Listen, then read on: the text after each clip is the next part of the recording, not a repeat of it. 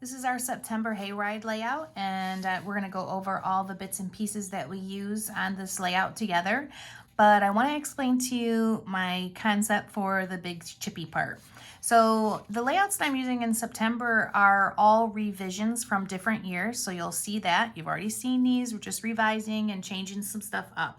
So with this, I decided on this layout for the hayride, and I seen this chipboard and I wanted to kind of mimic this ring that we're doing as another overlay. So that is my inspiration for the big chippy on this one.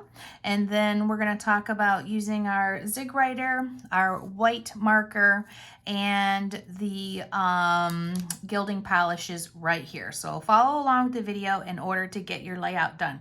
And then just a quick thing I didn't do in the video before is how to glue these real delicate small letters down. I really recommend that you use Nouveau glue. Let me show you a new one. Mine is well used. That's what they look like when they come in. I recommend that for gluing down the super tiny little stuff. You just put a few drops on the back and then push it to where you want it, hold it for a second. It does dry clear, so you don't have to worry about seeing it. It has a little bit of a shine. I can see a little bit there, but that is something you'd have to get a magnifying glass out to see. So here we go with sketch from September, our hayride number 1. Our September number 1 layout, the hayride, I want to go over some of the things that we're going to be doing for this layout, including our chipboard and the line drawings that are on here. So I've got out everything that I need to kind of go over and demo with you guys. And with this layout, we're going to be using our circle template, and we're going to be using our black zig marker and our metallic white marker. I've got out the chipboard because we're going to talk about that too, and the different colors that I'm going to be using. So let's just get right in and get started. Set these aside. Now with this layout, I just want to demo, I have a lot of new customers. I have a lot of people ask me about the templates and things like that. So I'm going to start going over them in the different videos. The background paper for this hayride layout is really dark. On the right hand side, we're going to be using 4, 8, and then on the left hand side, we're going to be using number 9. For our templates, every single one is labeled by smallest to biggest. So the circle template that we carry and sell has 9 circles on it. So there's 1 through 9. Number 4 is the one that we're going to be using, and the only one that I'm going to demo today, because before I do number 8 and number 9, I want to make sure I have these pieces of paper on. But just as a demo, I'm going to only do number 4. So the background paper that I chose for the hayride is this wood, and it's really, really dark. So because of it being so dark, when I initially went over with my zig writer, because that's what I normally like to do, thin in with the zig writer and place your template where you want it. Hold it pen straight up and down, or your marker, and then just offset it lightly. And you've got 2 circles there. After you've got that, you're going to go around and you're going to add 3, 5, 2, 1, all the dots to the outer edge to kind of give it some weight. That's what this does.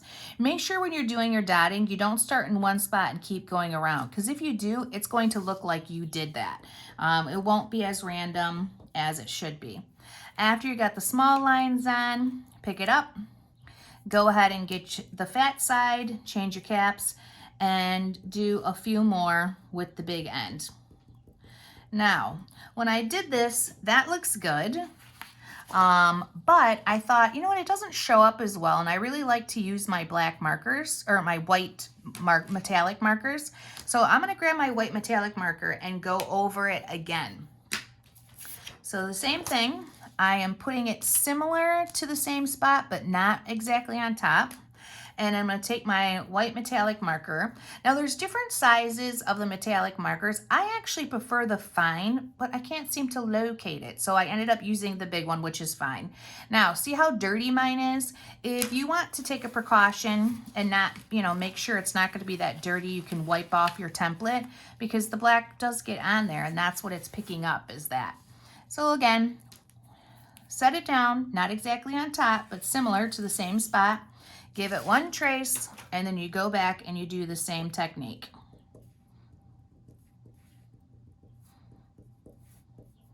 And that is it. So that's exactly how you guys are going to do number 9, number 8, and number 4 with this hayride layout. So once you've got that all done, it's time to start doing your chipboard. This is our big chippy month, and everything kind of revolves around the chipboard pieces when we're talking about this. So when I thought about this layout, I was like, yeah, I love this, but I want to take an extra step, and I'm going to use a chipboard that has that same kind of shape, and I'm going to put it right on top of there in place of the kind of circle number 9. I still did circle number 9, but this gave me a spot as to where to lay it. So set that aside. Your hayride words and your wheat are going to be covered with copper shine gilding polish first, and then we're going to go over them with penny copper kiss. Now I want to demonstrate too how you take these caps off, because it really does seem to be something that I keep getting questions on, and they're pretty picky. You can't take these caps out unless they're in the right spots normally. So what are the right spots? See where the little notches are on here? That is where this needs to be lined up. If it's this way, it's really hard to get out. Half the time it doesn't work. But if it's lined up straight across in between the notches, you can just pop it sideways and pull them out. And the same thing for this one.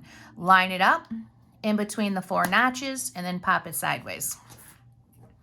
So once you have that, and you're going to be using your gilding polish, you should always have some water with your eyedropper, because every single time you open these, you need to add water. I cannot stress that enough. Even if you don't use it, you should add water, because it's something about the air when it hits it, it just seems to dry out. So add water, even if you don't actually intend to use it.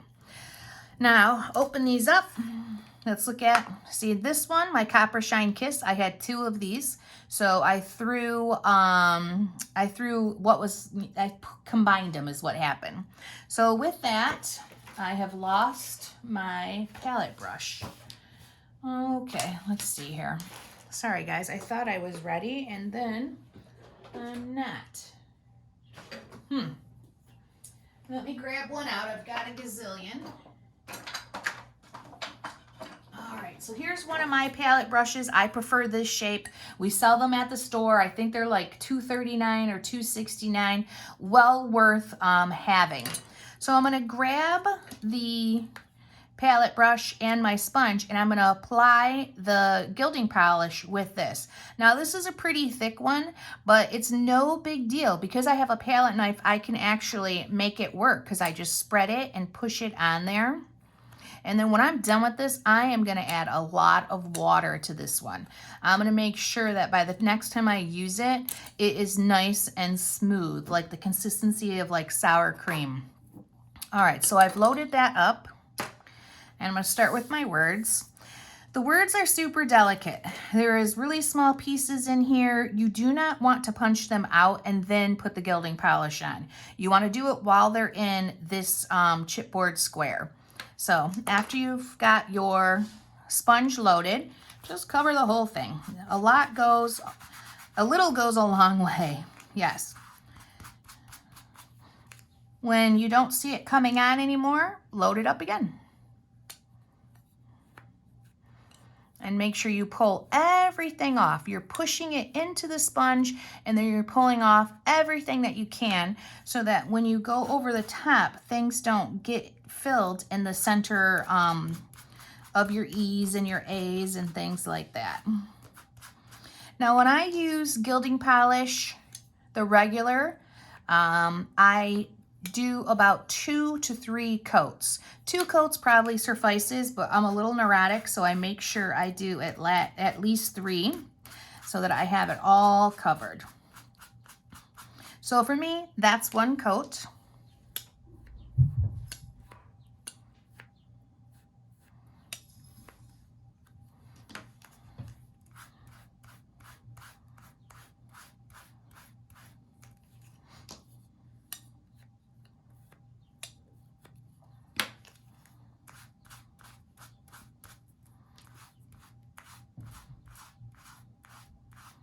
And a lot of times when I'm doing this, I like twist and go.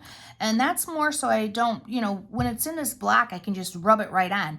But if I'm doing something that's out of the block, it's more so I don't distort the shape, okay? You guys have always all seen me do the twist and kind of pull as I go. But when it's in here, I can just rub across the top and it's great.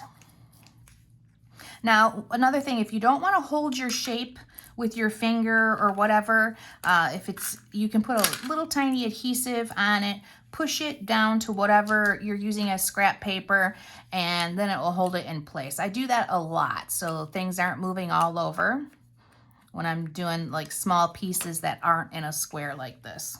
Oop. Mine is shiny though, doesn't want to take adhesive. So this is coat number 3. And that looks great. Fully covered, looks good. Now, one of the other things I do is I kind of like, see how I'm bending it and the words are kind of popping out of there. So, you know, that's what I do prior to cutting it apart. But let's start with our other one before we show you that, because there's no reason not to give this time to dry. It dries rather quickly, like it's ready to go. But since I have a whole nother piece to do, I might as well just set it aside and leave it alone until I'm done with this one.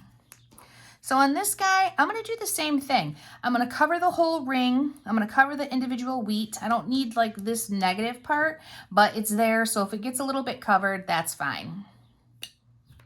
And then I'm gonna start taking these apart and showing you how to use the copper kiss with it. Now that's a pretty delicate line, so make sure you're kind of holding it in place or holding so it keeps its shape, because you definitely could distort it or tear it. You know, that's less than 1/8 of an inch right there. Or if you're, instead of me pushing like this, I could do that twist method I was talking about, and then it just doesn't destroy that shape that we have.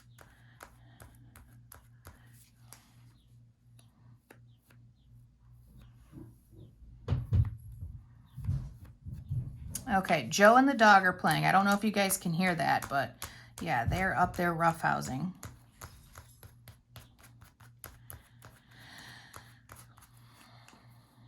Anytime I want to make a video, it seems everybody gets loud.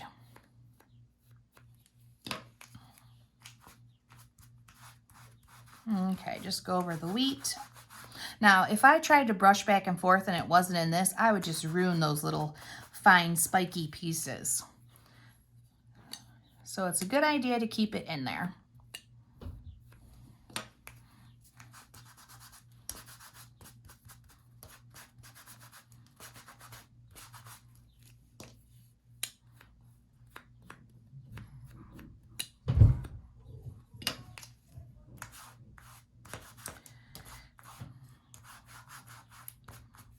You guys might have to give me a second while I yell at my kid.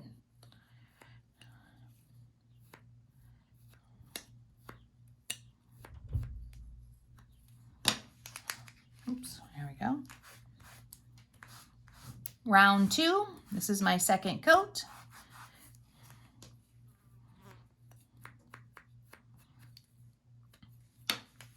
Load up the sponge.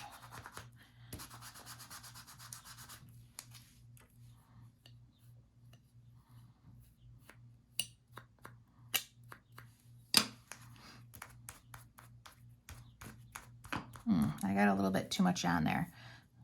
I'm gonna pull it off that. I'm gonna use it. Or I'm pushing too hard. It could be one or the other.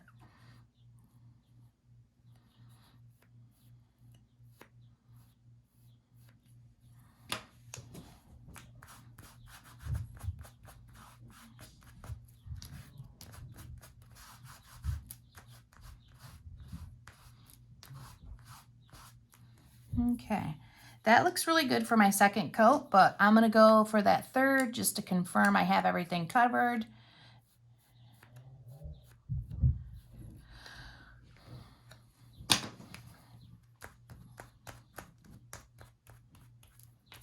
Do my twist and spin as I do the outer edge.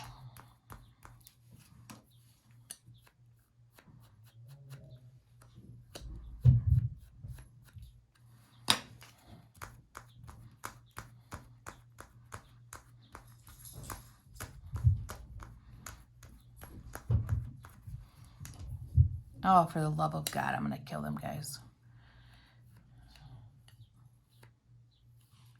Never fails. Every time I'm doing a video like this one, I actually had to start 2 times because Bax kept hitting the camera on the floor, laying his head on it.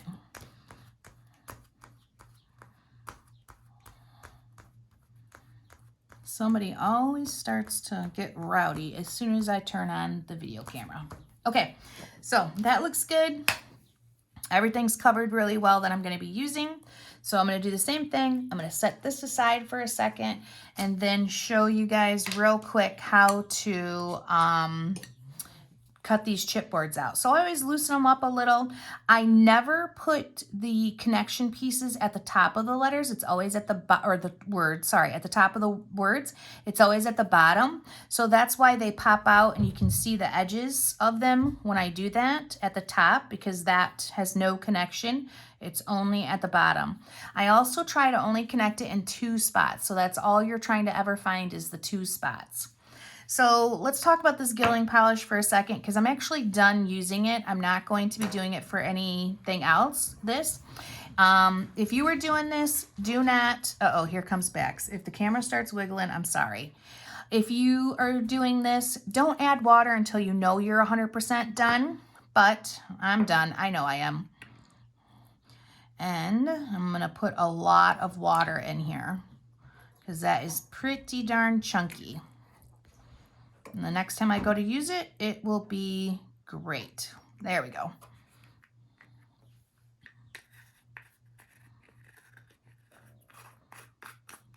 There. Set that aside and let's talk about how to cut these out.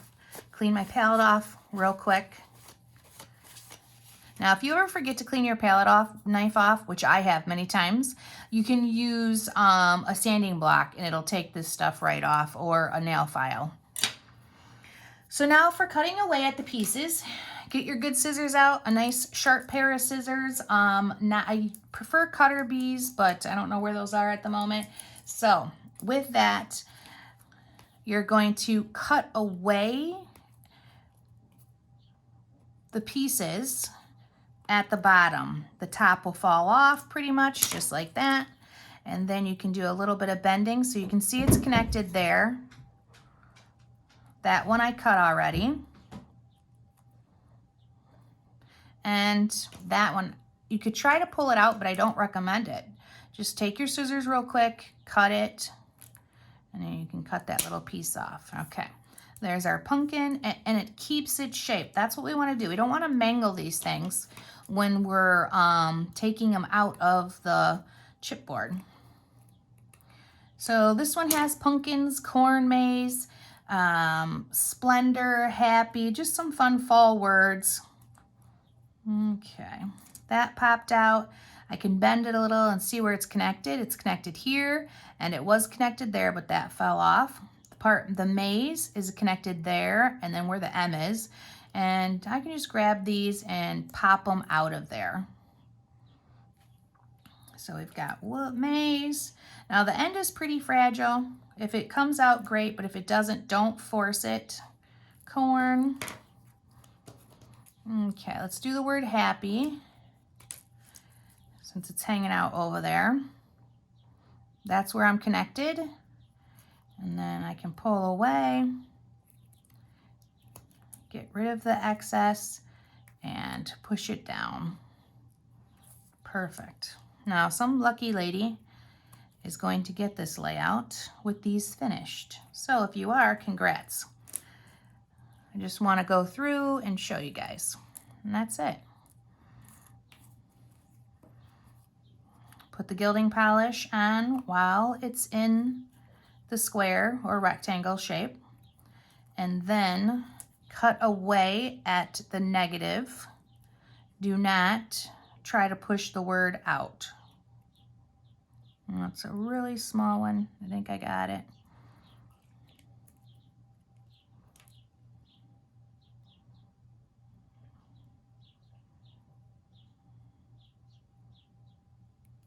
There we go. And there's our happy. Okay, I'm going to stop there and we're going to move on to the second part of our wheat. All right, let me get rid of this.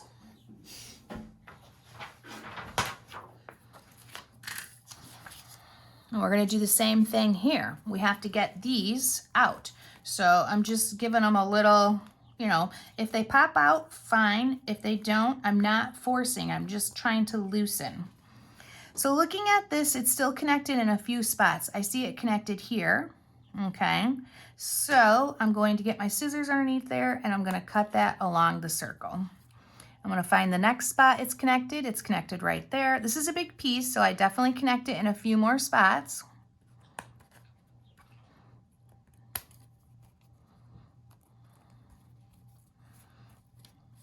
Okay, I think I got one more right there.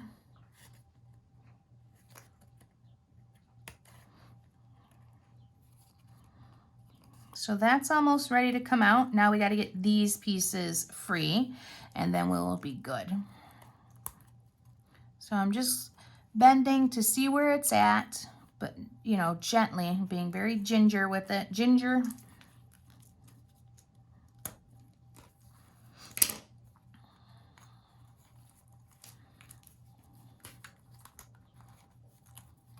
Okay. I think I got a connection here. Once I got that.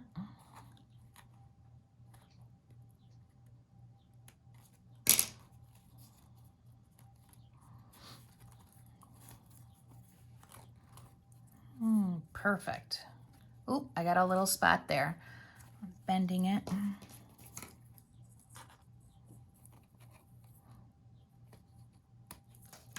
Okay. So here is the ring. Made a little mess of that, but it'll pop right back into shape, especially when I glue it down. So I'm going to take out all the negative things that don't belong there. These pieces should not be connected. That is the only thing that's connected on this. Those you can throw out and get rid of. And then there is this. Let's set it aside. That's going to be one ring. And let's get these guys out.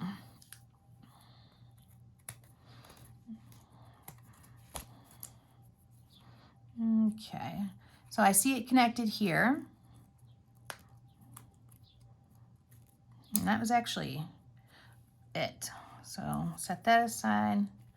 Just bending so that I can see where it's connected.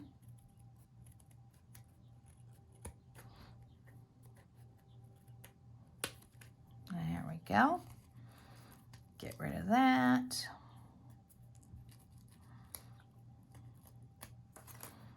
There won't be any connection at these really thin spots. I don't do that. I try not to.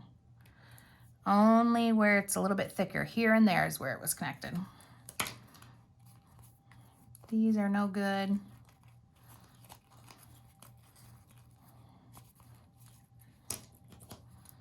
So just, if you can't see where it's connected, just keep cutting away so that the pieces fall off until the whole thing is out. And then, oh, there's my connection. And I can just pop that off. I'm gonna cut this away because there's my other connection.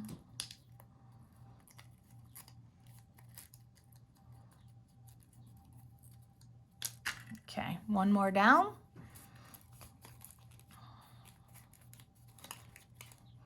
It was connected there and it's connected there, only spots. So the rest of these should be able to plop right out.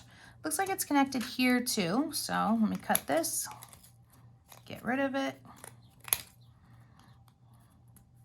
There we go.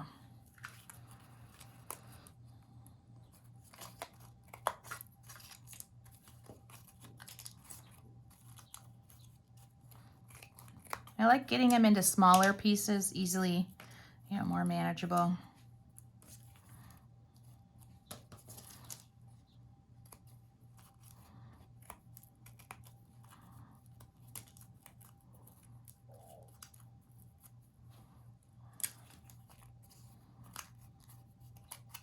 Okay, let's get that out. Now there's a few of these too that have the little spots in there, and sometimes I push them all out, sometimes I leave a few in. I think I'm gonna leave those. Those look good. So let's get rid of this. I'm gonna turn that over so we're starting fresh, and I'm gonna bring our pieces back. Open up your Penny Copper Kiss. And that one's pretty dry too. I added a different color to it the last time I used it.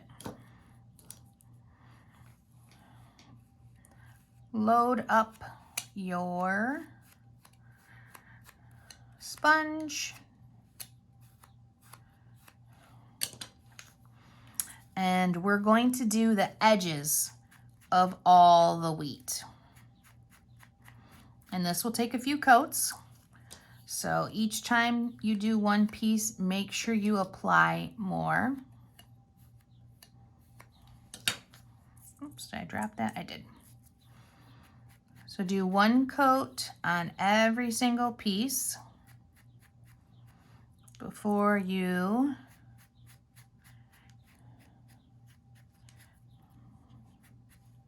go back to your first piece. So I have a lot. Push it in, pull it off. First coat's gonna look like a nightmare. Doesn't even look like it's taking, but I guarantee it is working.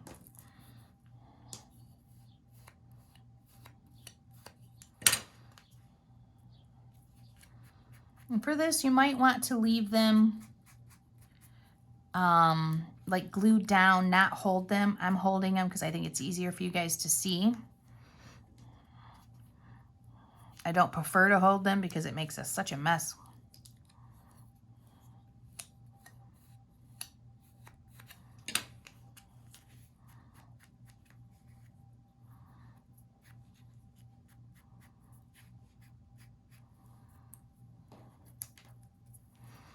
Okay, our second piece, same thing. I'm going to do the edges. First coat priming, second coat, third coat, it starts to take more. Big piece.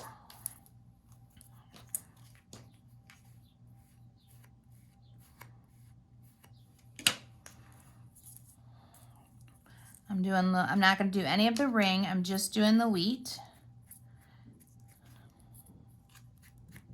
And I'm doing the right hand sides and a little bit of the top.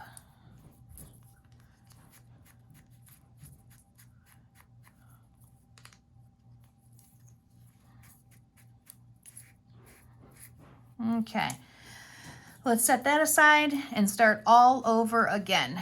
Now, this stuff is super thick because I added two together. I'm just gonna get underneath to where the water was more.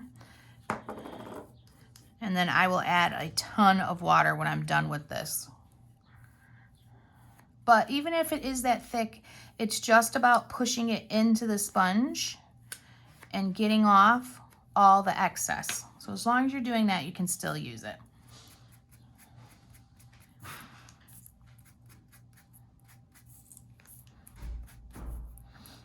On these ones, I do kind of all the edges.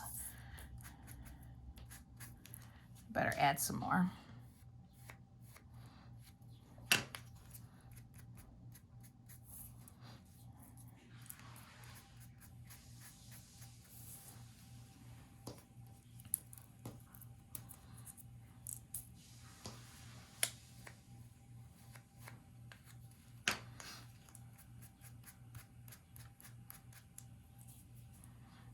Okay, did I get this one? Doesn't look it, but I don't know. Got those. Now I'm going to go back to this.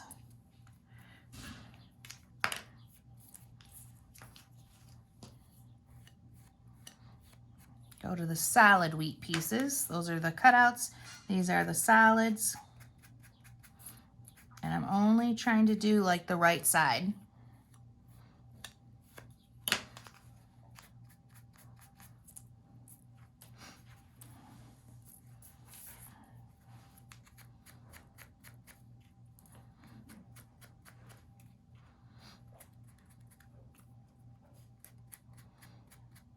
Okay, big piece.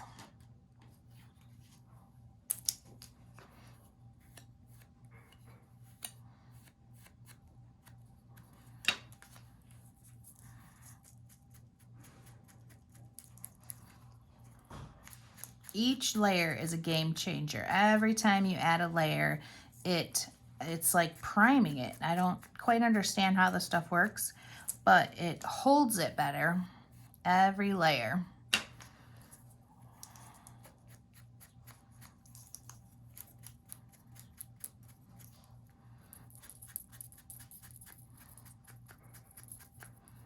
That is looking good. All right, that was coat number 3, I believe. So one more.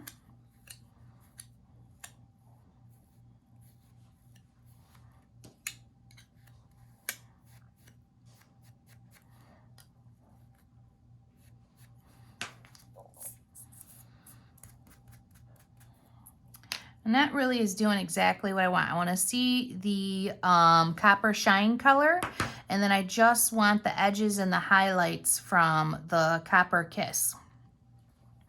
Penny Copper Kiss.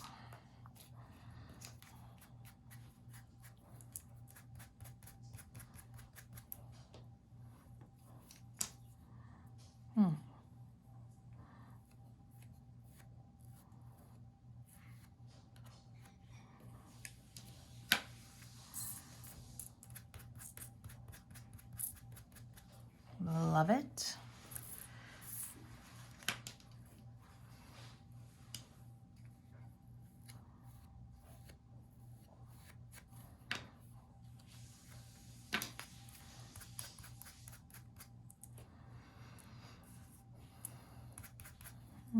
Load it up for each one this time.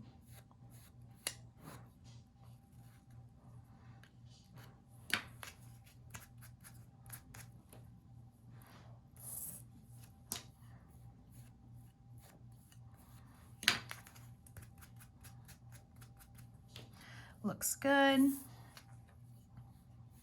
Now our solid wheat pieces.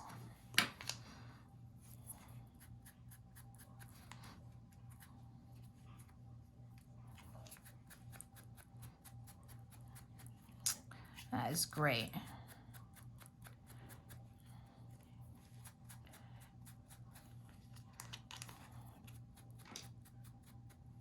Perfect.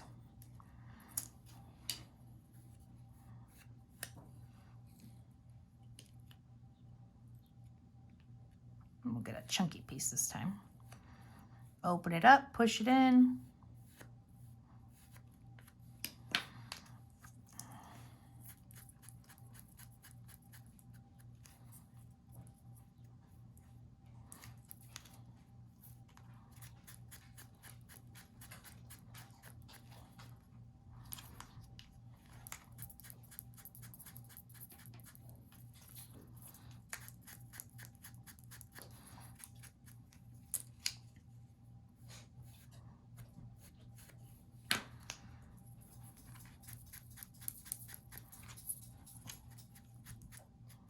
Okay, I got a little bit of like these fuzzy spots, so I'm just gonna push them off with a clean brush because I don't want that because it's so chunky. No big deal, just clean them off. Okay, so that looks really, really good. Now, let's deal with this nonsense here. Okay. I use these so often that I really am, you know, using them up and combining them. Now, normally I'm using the dropper, right? But this needs a lot more than just a dropper. So I'm gonna fill it all the way up, put the lid on, and let it set up. And when I come back to that overnight or tomorrow, it will just be great. So this is it for our wheat page. Let's look at these pieces all together. And you'll just see how those nice layers really look great, make a big difference. Looks all messy and crazy until you get it done, or you get a few coats on there. Hi, Bax. And there you go, ladies. Like, I love it. It's such an easy thing to do. It goes a long way. Two-tone colors are great. Gives it a lot of depth. So here is how to do your pumpkin hayride / corn maze layout. Have fun.